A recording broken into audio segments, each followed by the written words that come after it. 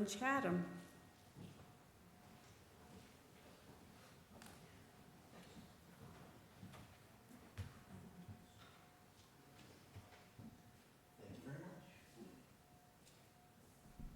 Thank you very much. We do have some slides when they get up, but I do just want to, confirm that as town staff, the town is available for your questions at any time. Sorry, am I feedbacking? That said, if you have questions during this particular talk, feel free to just kind of raise your hand and I'll repeat them for the folks on Zoom. But yeah, we can go ahead and get started. Next slide, please. Closer to the mic. Is this better? Sure. Thank you. So this will be about a 15 or 20-minute presentation. We'll get into historic sea level rise, move into more current sea level rise, and then some of the management techniques that we're trying to adapt to the rising seas in our particular region. Next slide. So this image shows pretty much the last glacial maximum. So the time when we had the most ice most recently, that was about 20,000 years ago.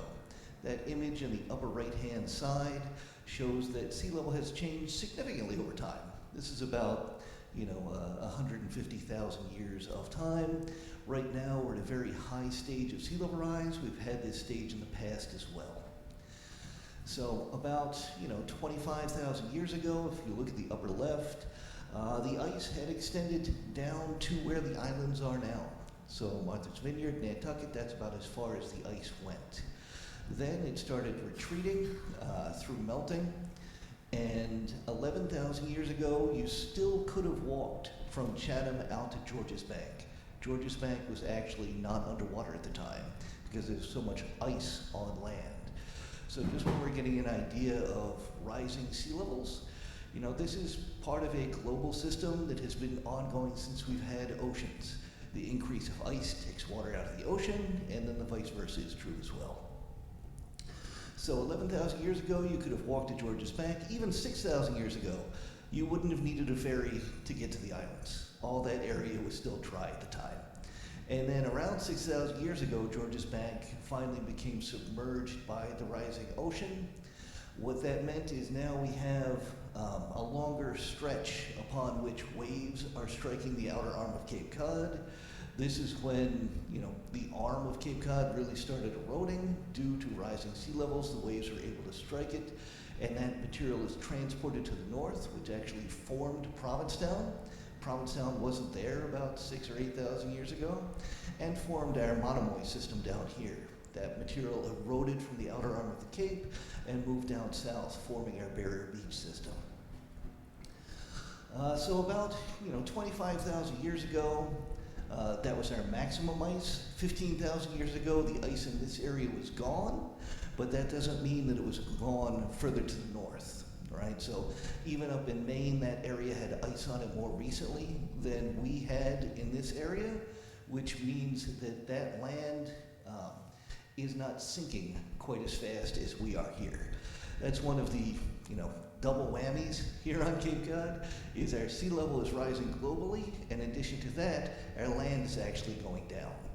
Maine's not going down quite as fast because they had ice on them more recently. There's other areas over in Alaska where the land is actually going up so fast, sea level is dropping. Other areas, Louisiana has sea level rising even faster due to extraction and subsidence of some of the deltas in that area. But relative sea level rise means local sea level rise, so it's not the same everywhere. But there is an overall trend of increase in the global system. Next slide.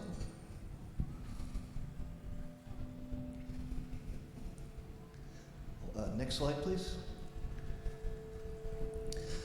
So I've been giving these talks for about 20, 25 years now, and I've actually had to adjust how I talk about sea level rise during that time. When I first started, there's two primary drivers of sea level rise. One is simple thermal expansion. When things get warmer, they get bigger, there's more space between the molecules. Same thing with the ocean. When the ocean gets warmer, it gets bigger, it increases volume. The other main contributor is the melting of land ice. That water works its way down the river system, gets into the ocean, raising the overall volume. Back when I first started, the thermal expansion was the main driver. That's changed just in the last 20 years or so. So now it's the melting of the land ice that's the primary driver. So systems are changing, even just so long as we've been measuring in fairly recent history. Next slide. So this is another look at our local area. So we do have some tide gauges here, but they're not quite as long a record as over in Woods Hole. That's where I was before I was able to come here to Chatham. So we have about a 100-year history at the Woods Hole tide gauge. And since I started giving these talks, I was always, slightly perturbed that I always had to say it's 11 inches of sea level rise over the last 100 years. It's just so close to a foot. That'd be a nice round number. And then after about 15 years, it was about a foot over the last 100. So what that means is in the last 20 years, we've had such an acceleration, it's actually adjusting the 100-year time frame. Next slide. So this is just a quick look, and there's no test on these numbers, don't worry about that. But what's been going on is we actually, I worked with NOAA to measure the sea level rise rates over the last 100 years, over the last 20 years. So what's been happening is over the last 20 years, our sea level rise rate has doubled what it's been for the last 100 years. So this is a rapid acceleration, and that's not to say, you do have to be careful about people cherry picking data, because sea level is not as constant. There's a lot of up and down over time, but a 20-year time frame is pretty consistent, that we have a decadal trend of increasing sea level over this time. Next slide. So this is a project that I worked on with the Cape Cod Commission, and we'll show some more slides on that in a bit. We'll see how this one actually works. This is an interactive web viewer, so if you go online, you can flood your friends and neighbors if you're so inclined. Next. We'll see if it actually works. It might not. Okay, so that's 1 foot and then 2 foot of sea level rise, and you see when some of these roads and areas start getting impacted, you can see the road to Morris Island, some of the little beach areas have kind of gone red and underwater, and you can increment again, so this is 2 foot of sea level rise. Next slide. 3 feet is going to flood more areas. Next slide. And 4 feet does the same. So this is an interactive web viewer. You can do this at home as well. It's fairly high resolution LiDAR that they have built into it. And this is not, saying when it's going to happen, but eventually we will see these levels of sea level rise. It's a matter of time. Next slide. So this is something that struck me. So back in 2018, we had a relatively high flood event during a winter storm, nor'easter event. Now, that actually went, during this storm, the tide gauge cut out. That's where that little red is up on that image. So you can see it's a fairly significant storm surge during that time, but we still have tide gauge records up in Boston and over in Woods Hole.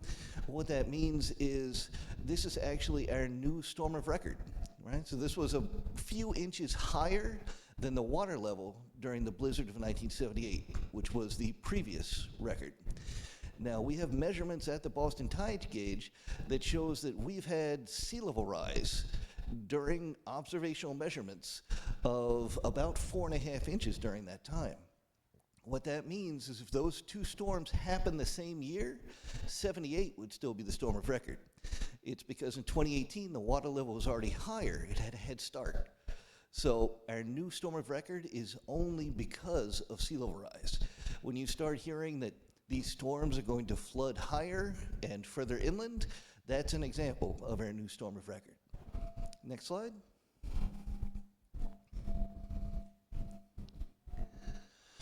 So when I talk sea level rise, it's not simply filling the bathtub. The broom rule is kind of a esoteric example, but the idea is as water levels increase, erosion is going to increase. There's a certain amount of horizontal erosion that's going to happen with the simple vertical water levels. We've certainly seen that around here, that our barrier systems, our beaches, really tend to migrate as these sea levels increases. And then if you have like a seawall or revetment, those beaches can get pinched out over time. So just as this is primarily a talk about sea level rise, but it's certainly very well tied to erosion and horizontal changes. Next slide. Next slide. So now we're getting into actually, what we can do about these rising seas. Mitigation is going to be difficult. It's something that needs to be done on a global level. What we can do on a town level is adaptation. What we can do. So, sea level's been rising for a long time, tens of thousands of years. It's not changing anytime soon. There's a certain amount of inertia in the climate system with CO2, so even if we turn the spigot off right away, we're still locked into a certain amount of sea level rise.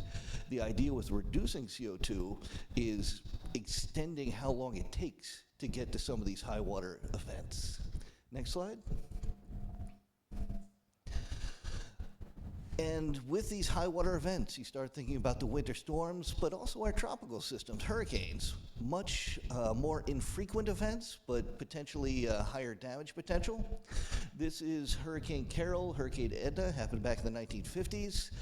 Now, 72 deaths is a massive number of deaths. We probably would not see that now. We have much better reporting and announcement about these events coming up. But the almost 500 million in damage, that's a drop in the bucket. Even just here in Chatham, you can see that aerial image from 1950. It's practically undeveloped compared to what we are now. So significantly more impact due to built infrastructure. Next slide. You may have heard about the Chatham's low-lying road study. That's when the town partnered with the Cape Cod Commission. Next slide. And this is also an online resource. You can just use a web search and get into this. It has another interactive viewer. It has most of this information online. So here is our look at the Morris Island access area. Those colors mostly just mean that it's going to be underwater at a certain time, whether it's 2030, 2050, 2070, something like that, and how we can try to, adapt the road to preserve some of the access to these areas. Next slide. And that's really one of the primary drivers about adaptation, is trying to keep our resource areas, our access, our culture, as long as we possibly can before these other adaptations need to happen. So this is a listing of the various roads in that study, and again, all this is online. I'm not going to go through each individual one, but it talks about a various risk score, how we looked at it. Next slide. And then we have various alternatives. So you can go with a gray alternative, simply like raising the road by putting more asphalt and working the sides of it. Next slide. And then we have some hybrid techniques. The tide gate might need to be adjusted. Next slide. And then here's another hybrid system where you would adjust the culvert system and do some plantings on either side, but in combination with increasing the size of the road. So this was just simply a conceptual model, and one of the things that we're moving forward now is we have another grant application in with CZM, the State Coastal Zone Management, to hopefully come up with a much more robust design for how we can affect that tide gate. To hopefully, prevent flooding and allow access over a longer period of time. Next slide. So this is really what we need to take a look at. And again, this is just conceptual at this stage. It's going to need to go much more in depth for each individual project that we look at. But the idea is, how long is whatever adaptation going to be good for? Right? So, if it's only good for 5 years and it costs $5 million, that might not be a wise use of taxpayer money. We really want bang for the buck over the longer term. So these numbers certainly are not fixed. It's all conceptual, but that's our next stage. Next slide. So here's an example of another one that we're going for a municipal vulnerability program grant, and this is to look at another road segment to get a design to look at how this road can be adjusted over time, how some of the town landings and properties can be adapted to preserve waterfront access. Waterfront access is very important to the town. We don't want to reduce that over time, just due to simply rising seas. Next slide. And this is my last slide here. The overall idea is something called adaptive management. So if we are able to do something, relatively green infrastructure, living shorelines, that kind of thing, for a period of years, we would do that because it's the most beneficial to the natural environment while still providing some, stabilization of the inland areas. And then eventually there's going to be a period where you need to switch to a different adaptation method, and then a different adaptation method. So trying to come up with these various parameters for when a certain portion of shoreline needs to change to the next adaptation, that's really what we need to look forward to in all our projects moving forward. Next slide. And this is just the wrap up. So we're, in all the town projects, we try to evaluate the risk for erosion, for sea level rise, see how long these projects work, and really, not trying to avoid vulnerable areas where possible, and expanding and at least maintaining our waterfront access. And, I would just, remind everyone here that, town staff are here to answer questions. I would encourage everyone to be involved in town, whether you go to town meeting, whether you come to the Town Annex. If you have questions about projects, please reach out to us. And that's it for me. Happy to take questions now or after, whatever works for you.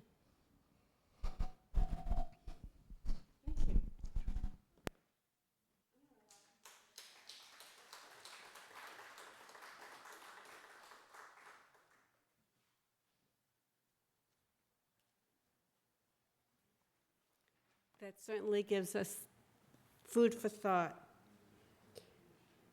We'll now sing our second hymn, number 21, For the Beauty of the Earth, verses 1 and 4.